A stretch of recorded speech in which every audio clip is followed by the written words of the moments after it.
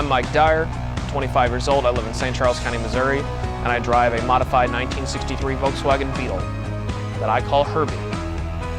I'm a car guy first, a Volkswagen fan second, and a Herbie fan third.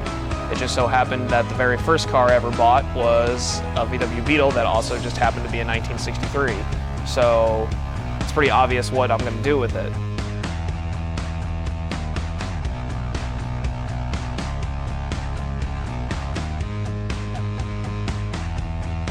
What happened was 10 days after my 16th birthday, I got on a local just generic used car website that had a bunch of individual classified listings. I noticed that their search engine went all the way back to like the 1930s. So for kind of just for the heck of it, I just typed in 63 Beetle, and what showed up in less than 10 minutes away from where I live in O'Fallon, Missouri, was what you see behind me. Granted, at the time, it was seafoam green, the original VW color L380 turquoise. It had shag carpet interior. It was running the original 40 horsepower flat four stock engine with single carburetor, and I just absolutely loved it. And we bought the car about a month later, brought it home. Straight out of high school, I went to Rankin Tech, and in their library, there's a really cool old book called VW Beetle and Motorsport, and it was just filled with photographs of vintage rally Beetles in Europe and in South America and in Australia, really just all over the world, and they were just dressed up as rally Beetles from the 50s and the 60s and 70s, and it was the coolest thing ever to me because it's like, oh my God, I have to build Herbie now. I know what I'm going to do with the car. The car is going to be Herbie, but specifically it's going to be Monte Carlo Herbie.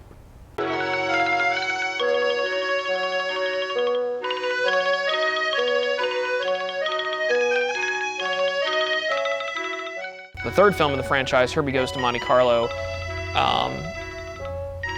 I think is probably the best appearance of the car.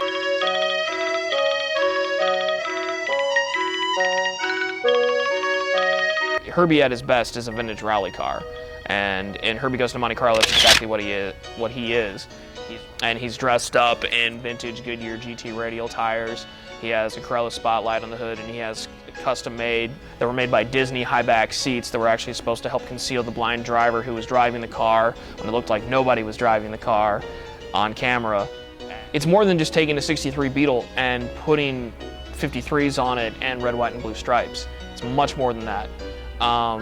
If you want to be crazy about the details, you paint the interior gray, because the original movie cars, they had a gray painted interior. Everything in the interior was just painted flat gray so it wouldn't reflect camera lighting. You know, you're crazy about the placement of the 53s. It has to be the correct font. The blue and the white and the red all have to be the correct shade. The color of the car has to be LD7 pearl white, which is a genuine 1963 Volkswagen color. It has to be a sunroof, and it has to be, if it's not a 63, it has to look like a 63. So if you have like a later 70s car, you have to basically backdate it to make it look like a 63, which to a certain respect Disney did do. They didn't all use 63 sunroof cars. They used cars from the 50s into the 70s. They were all modified to resemble the 1963 model year. While we never really get a good look at Herbie's interior in Herbie Goes to Monte Carlo, I definitely wanted it to have a little bit more of this car, of that rally 70s look, specifically the VW Beetle and Motorsport book. There was filled of cars that had all kinds of configurations and spotlights mounted into the hood, and spotlights on the bumpers, and spotlights on roof racks, and everything else, and they had gauges full, you know, of wazoo in the interior. And I was like, that's how I want the interior to look in my car. I want a vintage tack, so I found a 1974 VDO marine accessory tack that was modified to work with a four-cylinder automobile application. We have oil pressure, voltmeter, and oil temperature gauges below the dashboard. It has a genuine Hurst trigger shifter that still has a little bit of patina on it, straight out of a box. It's sat in a box for like 40 years, and it looks good like that. I like it in that car. Everything in the interior is gray. 50 Shades of Gray. The 50 Shades of Gray in Herbie. Minus the exception of the seats. Gray carpet, gray door panels, gray headliner, gray roll bar padding. AC Industries 4-wheel disc brakes all the way around, including rear working e-brake, 15 by 5.5 inch wide Chinese copy of Brazilian Mangles. that carry Goodyear Eagle LS2s that are disguised as vintage Goodyear GT radial tires, just because we're that crazy. Reproduction Trans France race decals because it has to have it. The engine is probably the most thing I'm proud of the car. It's probably my favorite part of the car. I think Jay Leno said it best. It's more fun to make a slow car go fast than it is to make a fast car go faster.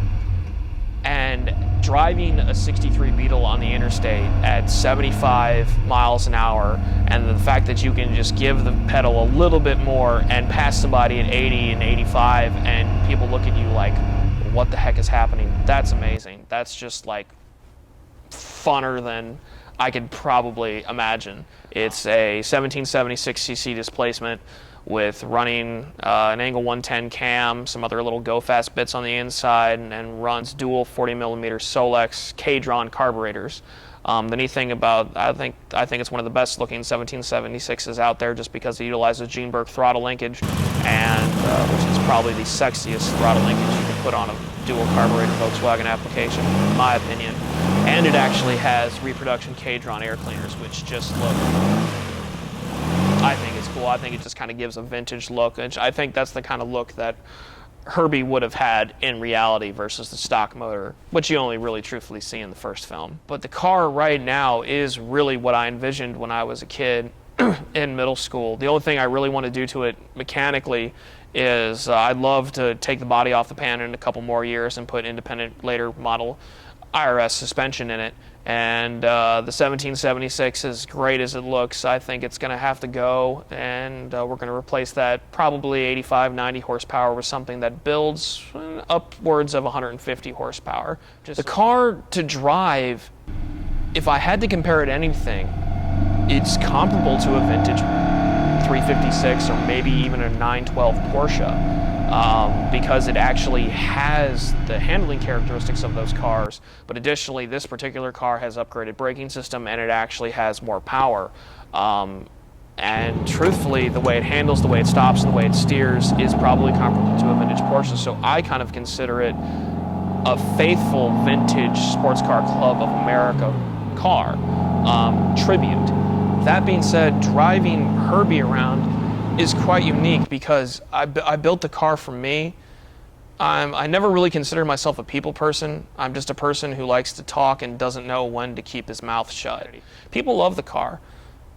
You may get one out of 20 people that are just like, you're freaking crazy and you need to grow up and you need to do this, this, and this, but people are just amazed that they're seeing a movie star in person. And I know what that effect is like. I'm a huge fan of Back to the Future, and every time I see a DeLorean drive around, I'm like, that's the coolest thing ever. That's awesome.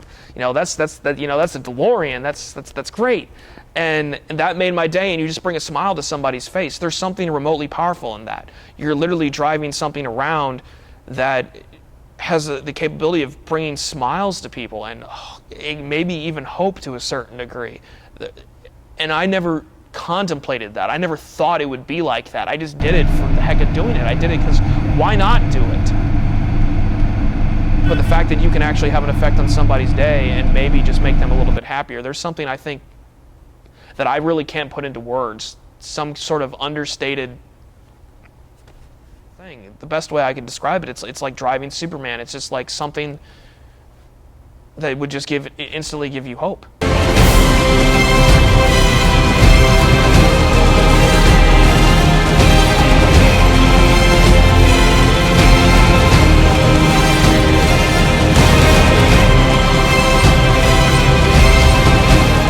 I'm fortunate enough to have a group of friends that in my personal life, on my day-to-day life, that kind of embrace it.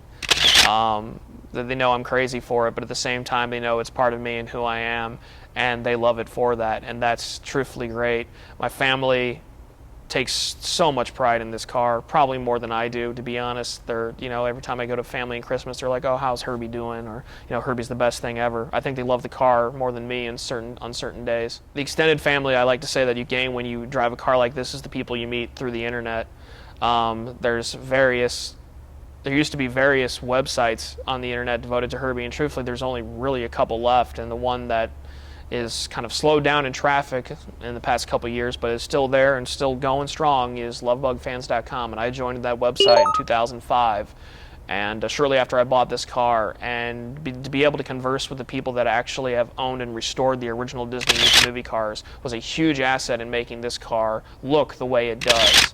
And you take on advice, but amazingly is the fact that you meet people from all different kinds of walks of life, people that work in amusement parks to people that run multi-million-dollar businesses, and they all share one love and one passion, and that's for this car. That's pretty neat. It's the fact that you can travel out of state on a whim and have somebody pick you up on the airport that you've never met before, but you feel like you've known your whole life. That's pretty awesome. And you spend a week traveling around with people and you just have the best time ever. It's great. The Love Bug is, my mother likes to say, it's the first movie I ever saw. It's the first movie she ever sat me down as a toddler and showed me. I still have the VHS tape to prove it. And it's one of those films that I think is timeless, not in the fact that it keeps getting passed down from generation to generation, but the fact that it kind of defies age. If you watch it as a kid, you get something entirely different out of it than when you watch it as an adult. It's about never giving up. It's the fact that it's about determination and success, and how it's definitely just kind of a period piece of who we were in the 60s and what car culture is like back then, and the insanity that is car culture. It parodies and praises car culture and automobile racing at the same time that it mocks it. It's an incredibly smart film. Recently, in September of 2013, a writer for Jalopnik, Jason Torchinsky, sorry if I messed up your name, Jason, wrote a great article about that, basically saying that The Love Bug is a much better film than you remember. And it's kind of neat. For the first time, it kind of made us diehard Herbie nuts realize that there are people in the car community that can watch that movie and not be the diehard Herbie nuts that we are, to the point that they would build something like this, but they are able to get it and understand it on the same level that we do and appreciate it, because it presents what Jason kind of does in this article. It kind of presents the film as a human story that is set within the world of the Sports Car Club of America in the late 60s, which is a great time for automobile racing. And it's a great film because you get to see some of the coolest cars that were ever built. And there's this little 63 Beetle that's going around with them.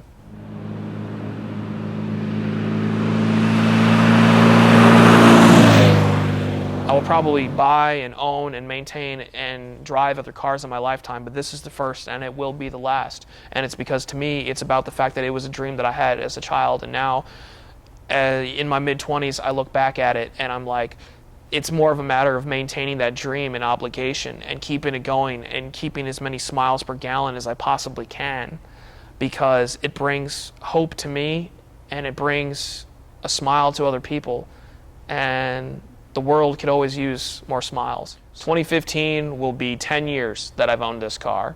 I've had more fun with this car in the past 10 years than I could probably have in a lifetime, and I can only imagine what the next chapter of my life is going to take.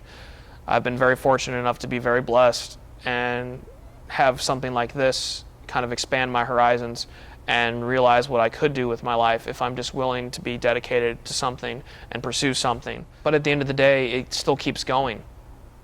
You still keep moving forward. You still keep driving around that road, and you don't know what's around the next corner. But as long as you have faith and determination and you realize that dreams can come true if you work hard enough, I think you can basically take on the world. And I think anybody can do it. It's something that has changed my outlook on life. It's something that my philosophy revolves around. The hope that humanity can have, just as long as we are willing to dream, we can aspire to anything. And if I had to put that entire 10-year experience in one word, it'd be legend. And I think looking back on my life, whenever my times come, I think I will look back and realize that life is legendary, as long as we're willing to dream. Michael Knight has KITT, James T. Kirk has the Enterprise, the Doctor has the TARDIS, the Duke Boys have the General Lee, Roy Rogers has Trigger, Han Solo has the Millennium Falcon, and I, along with many other dedicated individuals, have Herbie. And that's pretty awesome.